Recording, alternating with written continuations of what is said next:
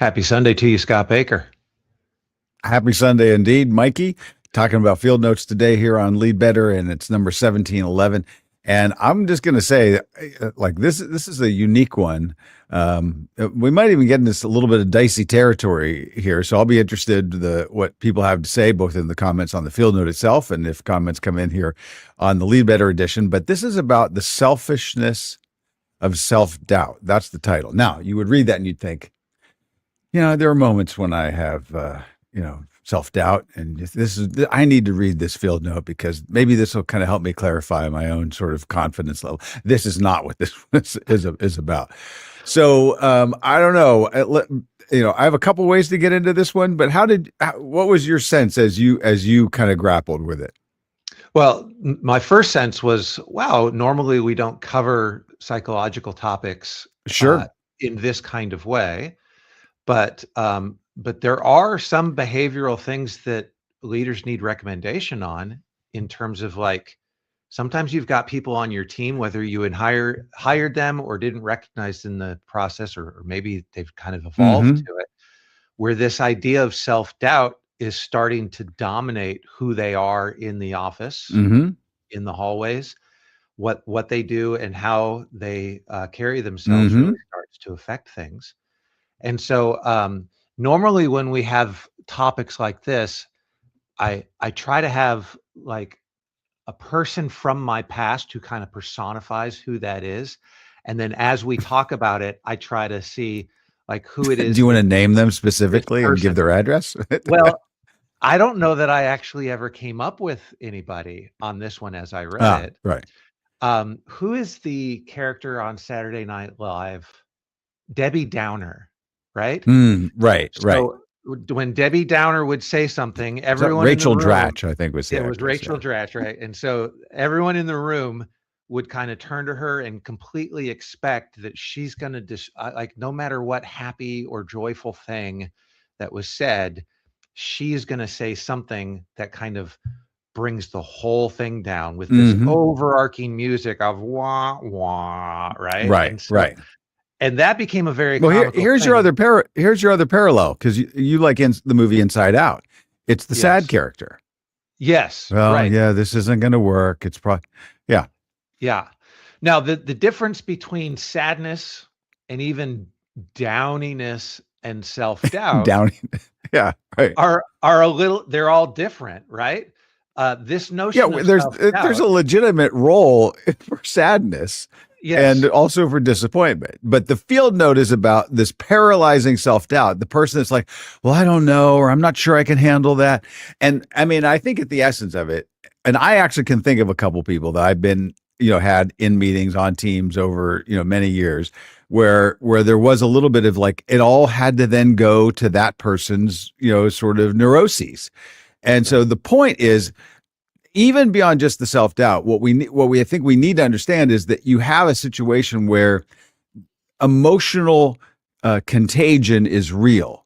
It can spread in a team, and not because everybody else feels self-doubt, but that the person that's expressing self-doubt, and a lot of this is continually to a leader. It's one person to the leader. It's not like in the middle of a meeting they're going to be doing this, but the feeling of it can start to spread.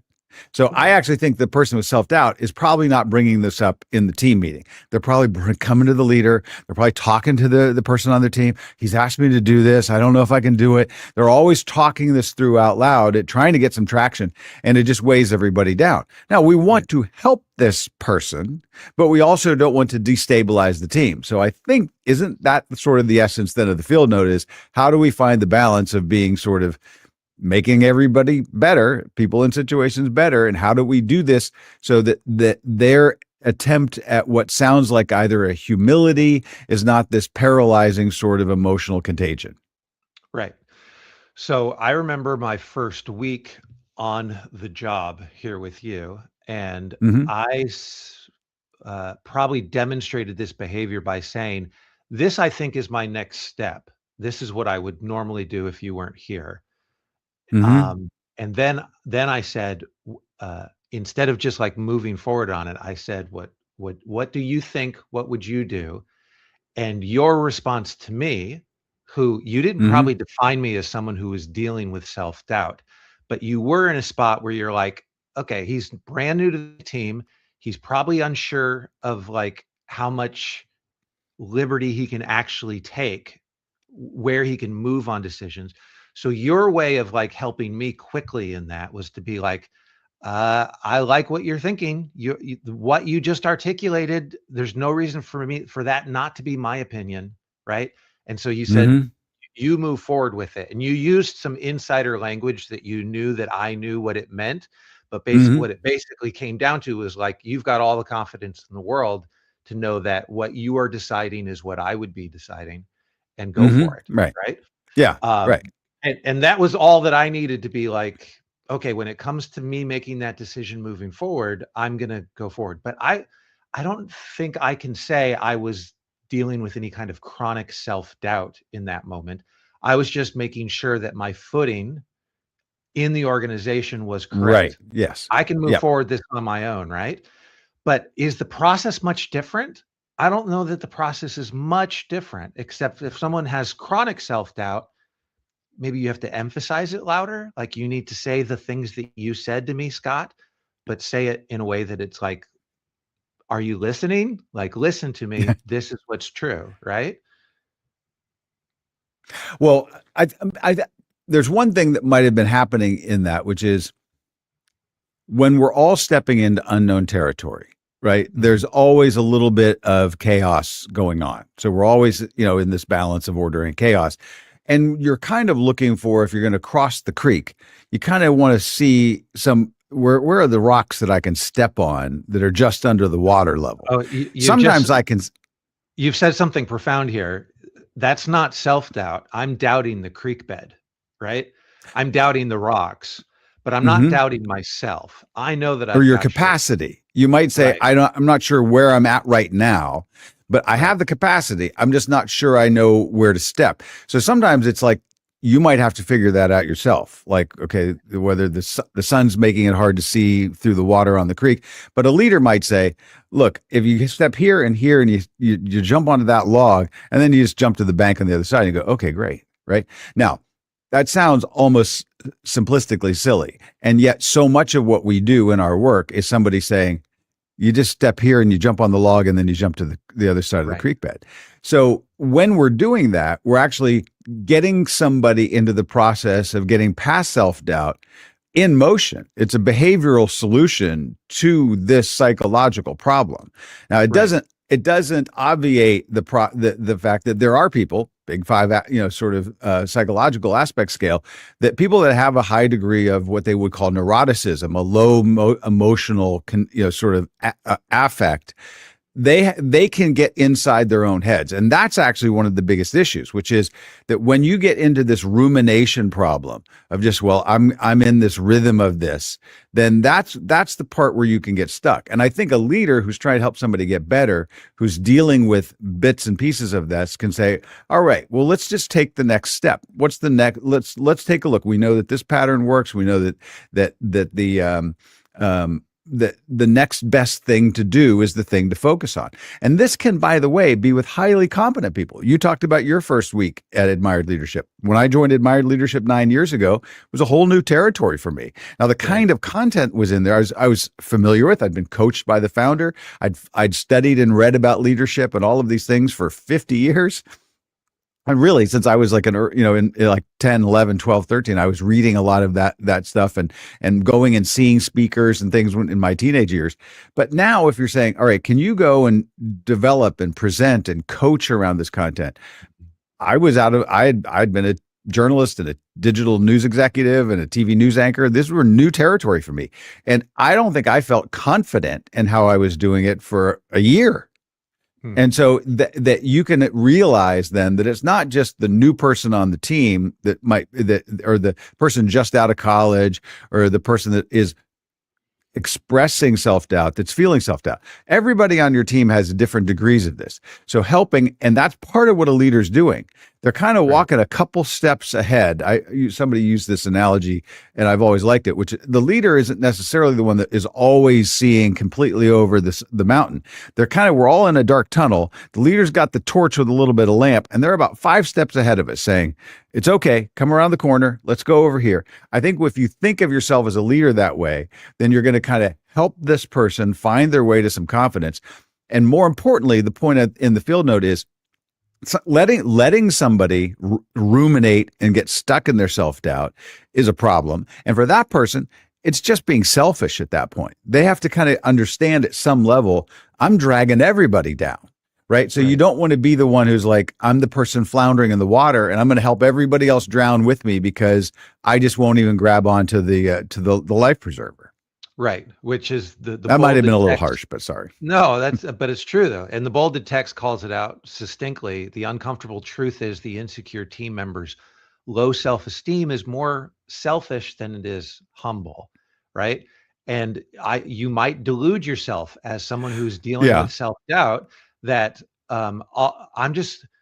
my indecision, my inability to make a decision is because I'm projecting humility here, right? I want to defer to everyone. I'm building consensus. You can make excuses for all kinds of things when at the end of the day, it's a little selfish that even a minor decision, you're calling a meeting for 4 other people to join you on what you should do. And even if you do turn that into an email instead of that being a meeting, people are like, come on, like you can do this on your own at this point. It's selfish that you actually feel like you need my input, right? On something like this. And so how to be able to be as like, sometimes you're not the leader, but you're a leader in the organization. The fact that you want to make things better. The trick is like, okay, I've gotten the 5th email in a row where it basically is that they're just looking for self-assurance on a very simple decision. So what is the proper response back here? And it's not like it's a child who you're like, I'm just not going to provide answers anymore. There needs to be a mature way to say back, you've got this, in a way that they understand the next time they probably don't need to ask, right? And is it just spelling it out, or is there a specific like therapeutic approach to this that allows them to take hold of it on their own? I feel like it's spelling it out. What do you think? Well, one, as you read the bolded part, I started to think, gosh, if you have somebody that's dealing with real self-doubt, think about the tone here. You don't want to be the leader that comes in and says, you're not kidding. All right, you're dealing with some self-doubt, are you? Okay. Yeah. You're poisoning the team. This is selfish. Get over it. Like you're really dragging the whole ship down. This self-doubt thing that you've got, it's worse than you thought. You thought you were incompetent. You're actually destructive. You're a malevolent farce, right? Like that kind of lecture is not going to help situations, right? No. So no, not if they're genuinely dealing with self-doubt. No, absolutely not. Now, so what the advice is in the field note is difficult, but it is kind of the only way if this is somebody that happens to be on your team, which is you're going to have to say, look, you have to kind of say, I understand what you're saying. I understand that you feel uncertain, that you feel a little bit paralyzed. Here's what I need, and here's what I think can help you. Because at some point, the person does want help. Now, some people just want to feel like they're getting all of the emotional attention all the time, right? That just does happen, and those people exist. But you have to say, look, this is actually affecting the team. So you and I can talk about it, but we're only going to talk about it, once a week. Like let's get together, every Monday for 15 minutes at 3:00, and then we'll discuss it. And that's kind of what I'm saying. It's like every Monday, you and I can talk about our self-doubt here on Lead Better, because 3:00 is when we do the Lead Better. Right. But pointing out what's happening, like, okay, this is, we actually are spending a lot of time in meetings talking about the issues that you're raising here. We need to minimize that. Now you say, well, that's easy to say. I've actually seen it. So, I was part of a team where there was somebody on the team who I think probably had a degree of this. Like it was not only self-doubt, but it was doubt about the team. It was doubt about the direction. And it was there was a continual rumination that expressed itself in all kinds of ways, both in the meetings and in the office, where it was very emotional. There would be often a lot of tears. There'd be a lot of doom projections, and then it required some conversations on my part because I was one of the leaders and other leaders in the organization saying, we need to kind of improve the way that we talk about this. We need to minimize a bit of this. We need to focus on this. And that actually did help. So I've actually seen exactly what's happening in this field note happen in the real world in a real situation where this was the case. And I believe that actually that person then later left the organization, but I think that probably that person was able to take some of those lessons and improve their own performance in the future organizations that they've been a part of, because somebody had the sort of loving courage to kind of say, we really need to kind of look at this. Like, what is going to be the thing that actually sets you on the right course?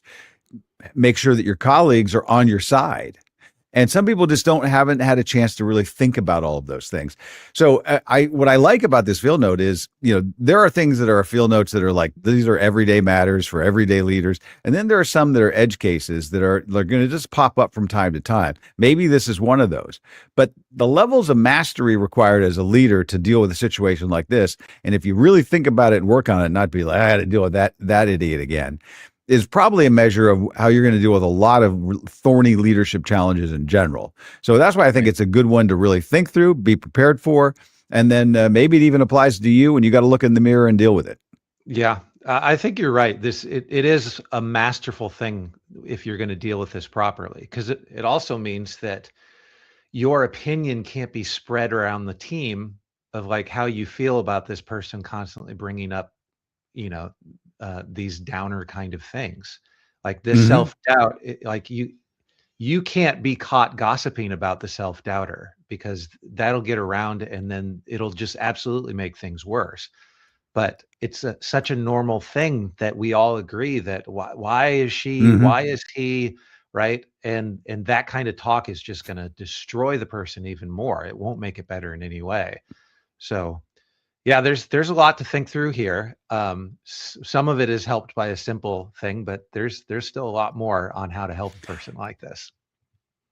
Yeah, and last thing, I know we've gone a little long today, but it is a problem. It's not a problem in every culture and every country, but I think we have seen over decades, and maybe you disagree, but it seems like we do have a little bit of a vibe that's developed over a good number of years, to where we've seemed to encourage as a culture this sort of inward focus on my pain and my struggle, and I'm going to have to then, if I'm being inauthentic, if I'm not sharing that, and so I've got to be who I am, and I've got to go back into meditation, and I've got, so nothing to say that those things would ever not be helpful, like whatever kind of counseling or practices or meditations or yoga or whatever other things, all great. But then you do have to kind of say, well, how do I present that to the world? How do I then show up? And that's where I still say that, I like Seth Godin's thing, which is authenticity is not the knee surgeon in the operating room being like, is this what I'm really called to do? Mm-hmm. It's like, I just need you to be a professional, and I need you to do the surgery and get me on the road to recovery. Then you can go off on your meditation retreat and deal with some of the other things. So I think a little bit of it is bringing a bit of that conversation that says, I am with you if you want to talk about the kind of things you're struggling with. Here's what I need from the professionals in the room. And if there's a standard of that in the room where we don't sit around kind of, in this sort of, this is not a recovery meeting that's happening in our workplaces. And it's a recovery meeting might be the most powerful thing that could happen in your life, but that's not what we do here. Right. And so when you kind of set those environments and those sort of guardrails, then I think you're on the right track for the organization and for the person. Right. Yeah. And if you somehow at some point can interject, success looks like us going a full year without having to talk this through again. Like right now, we might do it on a weekly basis, but we eventually want to get to the point where we don't think about it regularly, and we cannot. Yeah. It's okay to not talk about it. I don't think we've done a very good job on this. The sleep better. But Another one that we should probably quit. We should go ahead and do it again tomorrow then. Like that's we got to get back on the horse. Okay. It'll never stop. All right. Thank you, Scott. Talk